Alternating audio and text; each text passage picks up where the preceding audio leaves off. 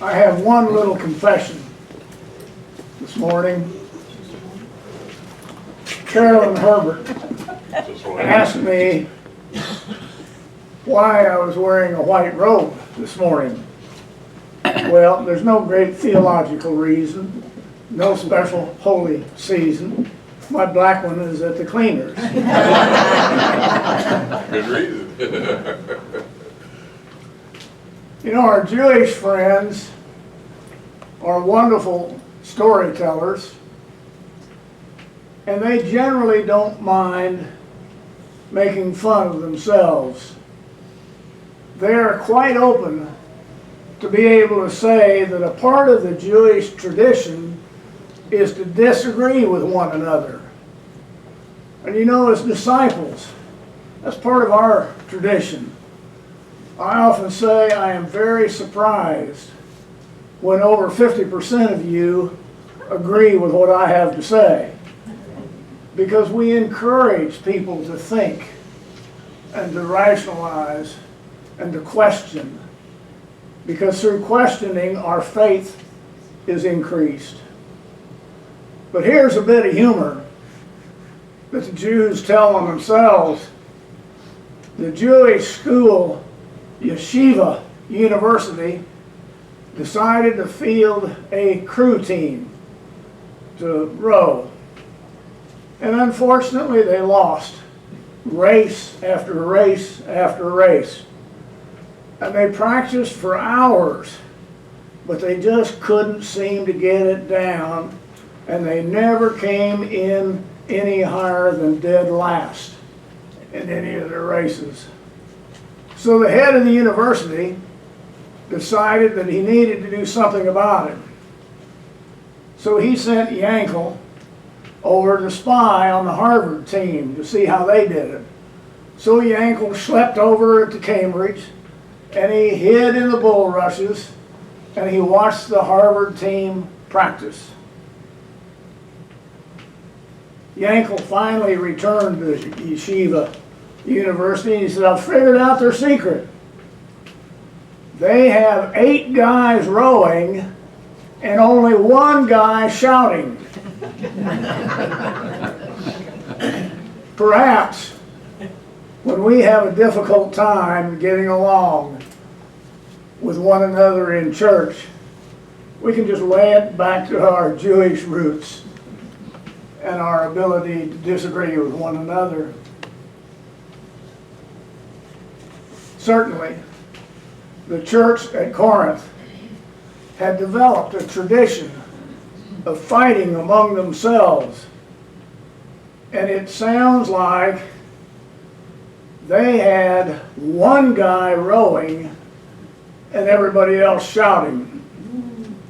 And St. Paul writes, "Now I appeal to you, brothers and sisters, by the name of our Lord Jesus Christ, that all of you be in agreement, and that there be no divisions among you, but you be united in the same mind and the same purpose.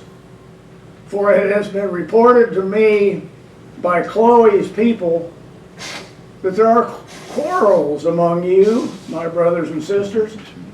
What I mean is that each of you says, I belong to Paul, I belong to Apollos, or I belong to Cephas, or I belong to Christ.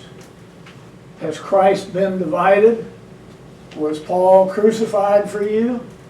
Or were you baptized in the name of Paul?"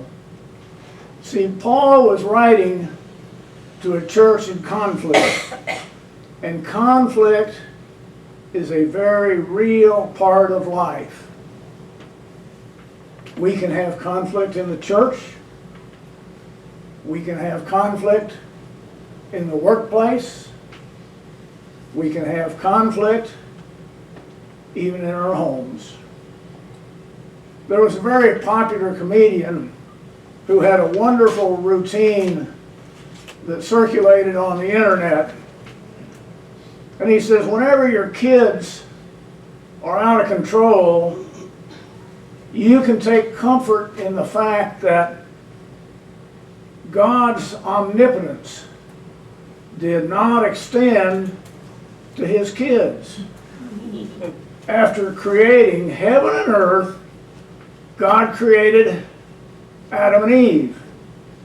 And the first thing he said to them was, don't. Don't what? Adam asked. Don't eat the forbidden fruit. Forbidden fruit? Adam asked. What is that? Where is it?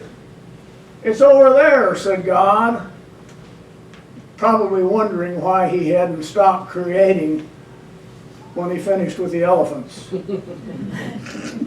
A few minutes later, God saw his kids out on an apple break, and he was really angry. Didn't I tell you not to eat that fruit? The first parent asked. Uh-huh, Adam replied. Then why did you? Listen to this, I'll bet you've heard it before from a kid. I don't know. God's punishment, said the comedian, was that Adam and Eve should have children of their own. Thus, the pattern was set, and it has never changed. But there is really reassurance in this story. If you have persistently and lovingly tried to give them wisdom and they haven't taken it, don't be too hard on yourself. If God had trouble handling children, what makes you think it would be a piece of cake for you? You see, conflict is a part of life. It's a part of life in the workplace, with our children, and I know this one, with our spouses. Early one morning, there was an Englishman, and he was blasting his shotgun away at a clump or a brush while he was on a grouse hunt. Suddenly, an outraged gentleman appeared and said, "See here, old man, you almost shot my wife with that volley." The hunter, properly shamed, replied, "So sorry, old chap. Here, have a go at mine. She's over there."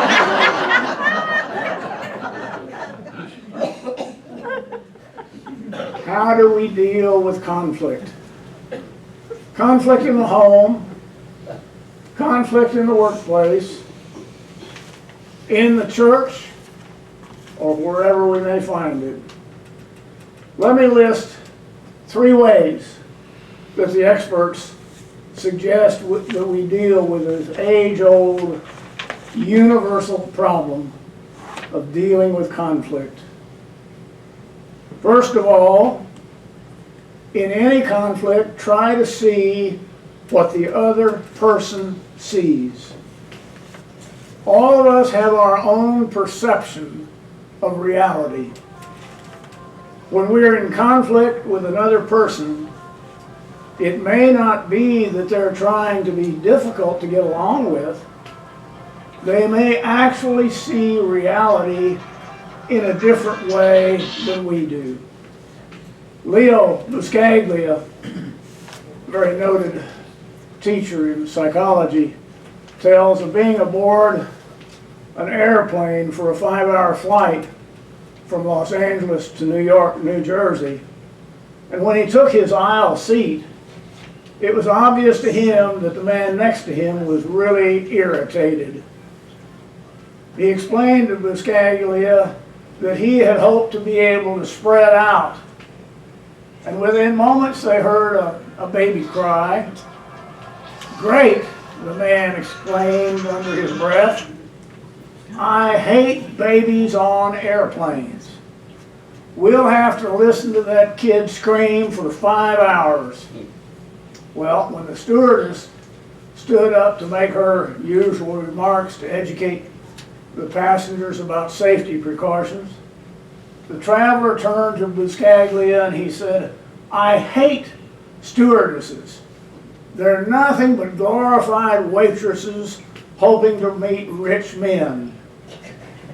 She announced that lunch would be served mid-flight, which promised the fellow to whisper to Buscaglia, "I hate airplane food. It's made from rubber." When she advised that there was a smoking area in the rear of the plane, it was reserved specifically for smokers, he said, "I hate smokers. They should be shot." Buscaglia remarked, "All of them? I know some people who smoke who are really nice people." "No, I hate smokers. All of them." When at last the plane was airborne, the man turned to Buscaglia and he asked him, "What do you do for a living?" And Buscaglia answered, "I'm a professor." "Really? What do you teach?" "Educational psychology." "What's that exactly?" the fellow continued, to which Buscaglia answered, "Mostly I teach courses in relationships, how to treat one another, how to get along. Basically, I teach about love." The ornery traveler then responded in absolute sincerity, "I'm glad to meet someone who shares my values." It's not easy, but the first step in resolving any conflict is to try to see what the other person sees. This principle is stated in another way by Stephen Covey. He says, "First seek to understand, then to be understood." That sentence is in a prayer ages and ages ago, from a prayer from St. Francis of Assisi. Let me understand rather than be understood. In the second place, try to put yourself in the other person's place. The first step, listen to the other person. The second is to identify with the other person. Again, in the heat of the conflict, our first response is to strike back. And that never really solves anything. It only escalates the battle. Notice the humility that Paul shows in this passage. Factions in the Corinthian church were forming around the various strong personalities in the New Testament.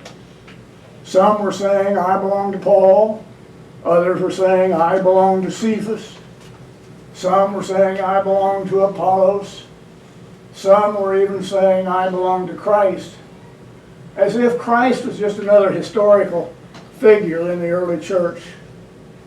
And we can read that about that particular time in history, and maybe we can even be judgmental. But friends, we do the same thing in the modern church. I belong to the First Christian Church, Disciples of Christ. I belong to the First Baptist Church. I belong to the Methodist Church. As if one is better than the other. And I have often said and preached that when I was a much younger man and a salesman, I went from Kansas City, where I was based, to Cincinnati as a new territory, and I had to go to Dayton. And I looked on the map, and I noticed there are 5 major roads, different roads, going from Cincinnati to Dayton. And I said, my golly, there are lots of roads to Dayton. I almost think that's what Paul is telling his members of the Corinthian church. Don't be so darn judgmental, and don't be so darn pious and righteous about your belief, but all get together and believe in the one God. There are a lot of roads to Dayton. Because he says, notice that Paul takes to task those even are of his own fan club and saying, I belong to Paul. In a sense, Paul is identifying with members of the other faction who scold those who were united behind him in order that healing may take place for the whole community. And I believe he's talking, and I am talking this morning, about the whole community of God. It's not easy to identify with your teenage son or daughter when their view of reality is in conflict with yours. Sometimes we remember too well what it was like to be a teenager. Yet we need to recall that going through that period of time creates a lot of pain too.